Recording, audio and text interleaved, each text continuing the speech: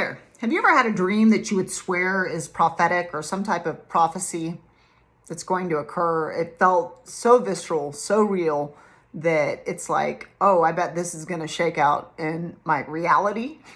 My name is Heather Feather. I'm the owner of Rare Bird Medicine, and today's topic is dreaming realities. One of the ways that the kahuna can view this world as is dream time. Heather often talks about this being Maya, illusion, or, dreams within dreams within dreams. There are many mansions, So it's like Heather, being a very intuitive person, is a person that when she's using her conscious awareness, often subconscious awareness or intuitive promptings that come from subconscious mind, which speaks to us in our dream time, are very present because I work a lot to activate clairvoyance or psychic sight and clairaudience and clairsentience, psychic hearing and feeling, and claircognizance, sudden psychic knowing. I've been working for decades to develop those life skills. And so subconscious substance and symbology and dream interpretation of the waking world is something that is an active practice for me. And when I'm dreaming a dream and my subconscious mind is speaking to me, it's speaking to me again through symbology. You use a dream dictionary to interpret the signs, symbols, and clues of what subconscious mind substance means when it gives you this symbol so that you can better decode and understand your conscious waking awareness, which is what the subconscious mind is typically talking to you about. It's talking to you about your conscious awareness in the past 24 to 48 hours. I've had a few instances in this life where I had dreams regarding a person that person felt like my soulmate or an idealized partner or an idealized potential relationship that is deeply fulfilling. And in the dreamlands, in the land of Nod, Heather has this deeply odd experience in which she's experiencing something that is like, oh, this is what it would be like to be in a sovereign, autonomous relationship with somebody that's healthy. And this is what it would feel like to feel like you are with a beloved, somebody that honors you and doesn't judge you and loves you as is, as you get to love them the same as is. And so I had this experience when I lived in California. I had it at a certain point when I moved here to New Mexico. And I had it very recently. I'm in the middle of one right now. I've mentioned a gentleman in a cafe, a very handsome gent, that I've been curious about for some time. I find him very enigmatic, very mysterious. And as it's just been someone I'm observing that I don't know, I've been assuming, I wonder if he does this or that, or I wonder what he's doing over there, And I haven't bothered to go over and talk to him and figure it out until I had a dream about him in which we went on a date. And we were having an amazing time. He did something. He grabbed me by the waist and protected me from two circumstances that were going on in the dream. And then we turned and saw he was like this amazing artist, metal sculptor, and he made these very Gaudi-esque bridges, and I was acknowledging his talent. And I woke up from the dream feeling very fulfilled, feeling very like I could feel the excitement in the air as we were getting to know one another. And as someone in my waking world that's curious about this gent would find it fulfilling to get to ask some questions. Hey, do you do anything with math, science, a medical field? Are you an author? I have all these questions from witnessing him that I've been curious about, but I've never had the gumption to go talk to him. And I did this past week and gave him my number. And so what's hilarious to me is that every time I've had an intense subconscious dream time experience with a person at Earth School that I have witnessed or engaged with or not, but that's been in my field of awareness, it has never come to pass that dream is reflecting a literal interpretation in the physical manifest world of form. And so all three circumstances, the one in California, the one I had several years ago here in New Mexico, and this current one where I dreamt of this gent and I having an amazing date. And this past week, we talked to each other for the first time, and I saw it as a window of opportunity to perhaps be overly forward and give my number instead of spending more time talking and getting to know him, because I get excited and I'm like, oh. So, I gave him my number. what is interesting to me is like, it doesn't, I don't know, like, I'm not a future predictor, even though I'm very psychic. I feel like it's tricky to predict futures because we all have choice, and there's pathways that are changing or collapsing the waves of probability into particles based on choices that we're making in each moment at now. And those things can always change. And I had this idea this past week when I didn't receive contact from him that, it's likely he's just not interested in connecting in that way, which is great. I want for others what they want for them. If that's not what you want, I don't want it for you either.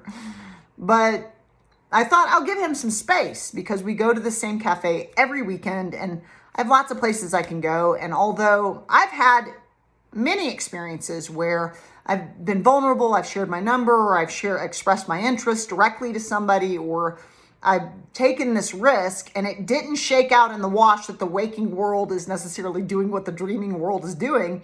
And those worlds are not a match. There's no synchronicity in the way they're expressing. I have no problem seeing this guy every single day for the rest of my life because I've had a lot of opportunity to put myself out there, take a risk, and it not shake out the way I want. And I am a huge empath. I'm very psychic, and I like to, support to the best of my ability in all things I do, everyone feeling the love that they are and feeling at home and feeling at peace and being a contributionist to that which feels really aligned. And I decided this weekend I'm just going to go to other cafes, and I was about to go to another cafe on Saturday. I've been going to this same cafe where this gent goes every Sunday for some time. He's never there on Saturday. That's not always true. It hasn't always been true, but for the past several months, he doesn't go on Saturday anymore. And I wasn't going to go, I'm not going to go there anymore. I'm going to create space. And I was about to go to another cafe, and I grabbed my little 𝐬𝐮𝐬𝐿 coin, dope coin I got from Sticks and Stones here in New Mexico. Really great store, great owners, beautiful people. But I shook it and asked if I should go to the cafe I was thinking of going to alternatively, and it said no. And then I asked if I should go to the same cafe, and it was like, yes. And I go to the cafe, and he's there. The first time in months, he's there on a Saturday. And I'm just like, inshallah, as spirit wills it, so shall it be. I'm not writing the entire dream. I didn't encode the walnut tree inside of the walnut seed. Let me accept the dream that's in front of me in the waking world.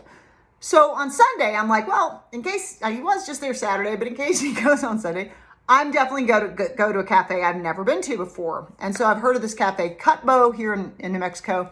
Heard about it about a year ago.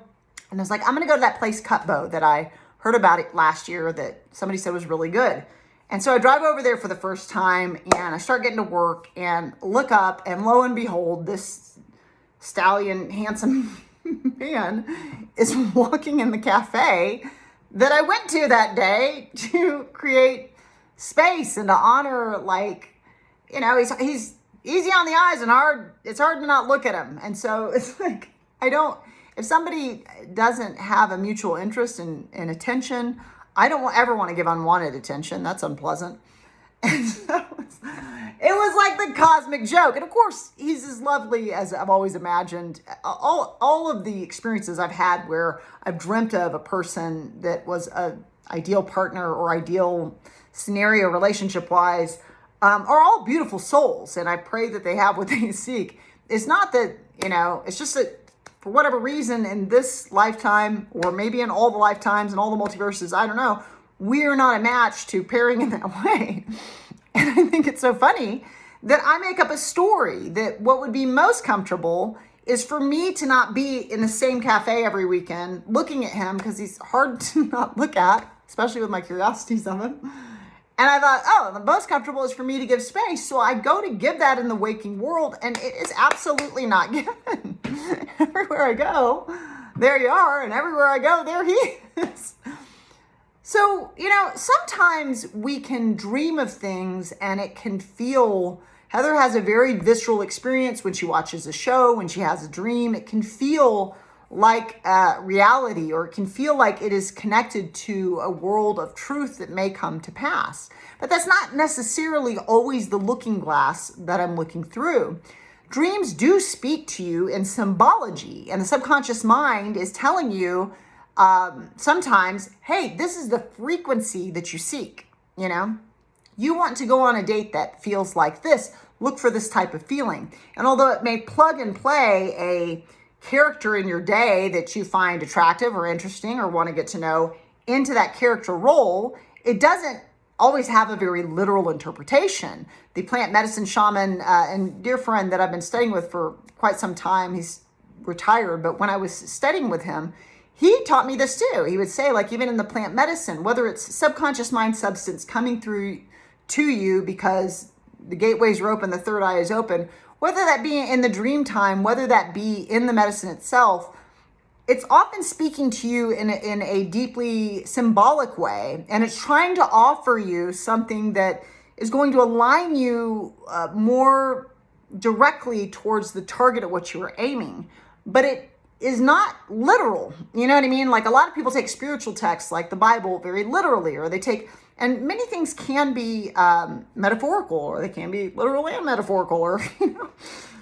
But I mean, I've just had a hilarious weekend in which I got to experience that. First of all, Heather is making up that my attention is uncomfortable or unwanted in any way, which is egotistical. I do have an ego. And so my ego is assuming a lot of things about what causes comfort for a man that I've said a handful of sentences to. I don't know what makes him comfortable or uncomfortable. And the only way for me to ever know would be to go ask him questions, which I didn't do today. I could have asked him today, like, hey, I could have said anything like, hey, I'm sorry if that was overly forward to give you my number. And, you know, what do you do, by the way, over there? I could have answered some of these questions that I think about and then go have weird dreams about. But I'm not doing it in the waking day, you know.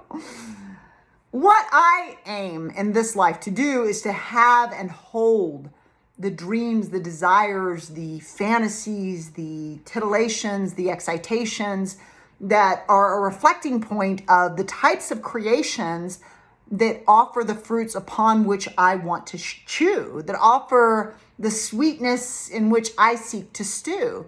And this gent is, you know, as I had imagined, a lovely soul, of course, and smiled at me when he came in, and was even kind enough to look back and smile at me as he left, which is so lovely. You know, it's like, yeah, I could tell you were a lovely soul.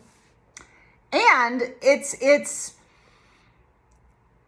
I don't need to, in some ways, Heather Feather is operating in her waking day as if her dream time, as if her subconscious mind substance that walks with her in her waking day is more real than the life that I actually came to embody and be in. One of the things I seek to embody in getting to know someone to see if they might be a romantic interest is mutual interest in getting to know one another, you know? That's a core foundation. I have no interest in getting to know someone with a sexual or romantic tend to focus that doesn't have that same interest in me. Because out of 8.2 billion people, we can all trust that there is a certain number of people that would have that interest in me, right? So I'm looking for alignment energetically. What that means is that I need to pull myself out of these dreams that stem more in a space of fantasy or concepts or constructs and become more present with what is unfolding for me. So I've been looking at these meetup groups and was recommended through a recent Akashic Records reading that divine partnership, part of that can occur through me going to spaces where like minds might be. They were recommending family constellation, which I haven't done yet. Many recommend, you know, go in the physical world, Heather, to places where like minds are. And perhaps instead of dreaming up a reality or living in the dream of a reality, I can have and hold and be present with my reality being the dream that I live. Can I embody that which it is I say I seek? And part of that is letting go when life gives you a no, to just completely surrender, like, no is a perfectly acceptable answer. But am I making the movements that move me towards having and holding, literally embodying and being connected to that which I would like to, fruits on which I would like to chew? You can always subscribe to Rare Bird Medicine on YouTube. Like and comment there. I always love your thoughts. Amun.